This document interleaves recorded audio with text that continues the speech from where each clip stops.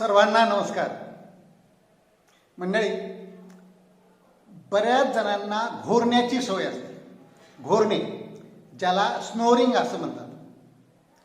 हे घोरणे काही वेळेला एवढे तापदायक असते त्या घरातल्या इतर व्यक्तींसाठी की इतरांची ती झोप उडवते. त्या घोरणाऱ्या व्यक्तीजवळ झोपायला दुसऱ्या व्यक्ती तयार होत नाहीत किंवा ती खोलीमध्ये त्या झोपत नाहीत. या इतर नातेवाईकांना त्रासदायक नाही तर त्या व्यक्तीला सुद्धा बऱ्याच वेळेला हे घोरणं धोकादायक ठरू शकतं. हे त्याच्या जीवावर उठू शकतं. तर अशा ह्या घोरण्याची कारणं काय असतात, त्याची लक्षणं जी आहे किंवा निदान कसं होतं की कुठल्या कारणामुळे हे घोरत आहे हे आणि त्यावर विलाज काय केला पाहिजे हे आज आपण बघूया. तर सगळ्यात महत्त्वाचं की श्वास जेव्हा मध्ये जातो, हवा आपण पाहतो की हवा वेगवेगळ्या प्रकारानं जर वेगवेगळ्या याच्यातून फुंकली तर ती आवाज काढते वेगवेगळी. म्हणजे श्वास जर मोकळ्या चालला श्वास मार्गामधून तर आवाज येत नाही, म्हणजे घोरत नाही ती व्यक्ती. पण जर कुठं अडथळे आले त्या श्वासामध्ये अडथळे आले तर त्याचा आवाज तयार होतो.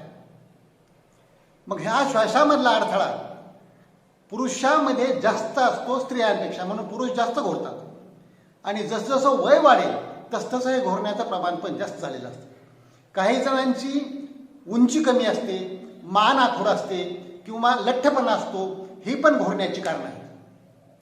पण या गोष्टी ज्यांच्यामध्ये नसतात ते सुद्धा व्यक्ती खूप घोरतात. हे जेव्हा सौम्य स्वरूपात असतं तेव्हा एवढी काळजी करण्याची गरज नसते. परंतु जेव्हा जास्त होते तेव्हा त्याला स्लीप ॲपनिया सिंड्रोम असं म्हणतात. म्हणजे याच्यात काय होते, ती व्यक्ती मोठ्यानं घोरते, इतकी मोठ्यानं घोरते की त्याच खोलीत नाही तर दरवाजे बंद करून घेतल्यावर बाजूच्या खोलीमध्ये त्या शेजारच्या घरामध्ये सुद्धा हे घोरणं ऐकू जातं. इतकी जास्त मोठ्यानं घोरते.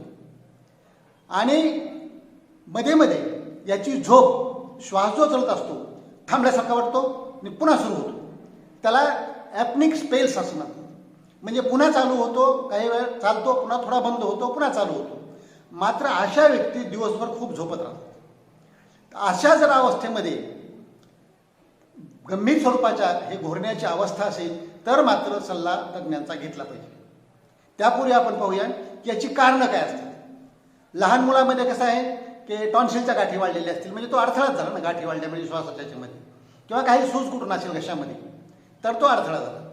तसंच मोठी माणसं किंवा लहान सर्वांसाठी नाक चोंदणे किंवा नाक गळणे, म्हणजे नाकामधली जी पोकळी आहे ती लहान होणे. तसंच घशाची रचना सुद्धा काही कारणांनी लहान होते. त्याचे स्वरयंत्र जे असतात किंवा श्वासाची नळी जी असते, घसा जो असतो, याची जी नॉर्मल ठेवण असते, ही नॉर्मल ठेवण काही आजारामध्ये काही वेळेला जन्मतात ही थोडीशी बिघडलेली असते आणि त्यामुळे श्वासाचा मार्ग हा थोडासा डिस्टर्ब झालेला असतो, यात अडथळा तयार झालेला असतो. अशा पण व्यक्ती जास्त घोरतात. आता दारू पिणाऱ्या माणसामध्ये जास्त दारू जेवढी तितका तो जास्त घोरतो. किंवा झोपेच्या गोळ्या खाणाऱ्या व्यक्ती सुद्धा जास्त घोरतात. झोपेची गोळी कमी पॉवरची घेतली तर कमी घोरतात, जास्त पॉवर घेतली तर जास्त घोरतात. कारण यामुळं काय होतं, दारू पिल्यामुळं किंवा झोपेच्या गोळीमुळं जे रिलॅक्स होतं किंवा त्या स्नायूंना शिथिलपणा येतो. आणि स्नायूंना शिथिलपणा आल्यामुळं काय होतं की ते जी पोकळी असते ती अशी श्वासनलिका किंवा मध्ये जाणारा जो मार्ग आहे तो चौकरून खाली सरकतो, त्या स्नायूचा टोन कमी होतो आणि ते मार्ग लहान होतो आणि त्यामुळं ते जास्त घोरते. आता याच्यामध्ये उपाययोजना काय केली पाहिजे, सगळ्यात महत्त्वाचं आधी महत्त्वाची सूचना एक लक्षात ठेवली पाहिजे. हे मॅनेज करताना पहिल्यांदा लक्षात घेतलं पाहिजे की हे आवश्यक काय आहे. कारण हृदय आणि श्वास म्हणजे फुफ्फुसं ह्या दोन्हीसाठी घोरणं हे अत्यंत धोकादायक आहे, धोक्याची सूचना आहे. याचा खूप वाईट परिणाम हृदयावर आणि फुफ्फुसावर होऊ शकतो. याची समस्या निर्माण होऊ शकते आणि त्या व्यक्तीची सुद्धा झोप डिस्टर्ब झाल्यामुळं मानसिकता बरोबर राहत नाही. कारण ज्याला चांगली झोप येणार नाही त्याची मानसिकता नीट राहणारच नाही. त्यामुळे त्याची पण झोप डिस्टर्ब झालेली असते.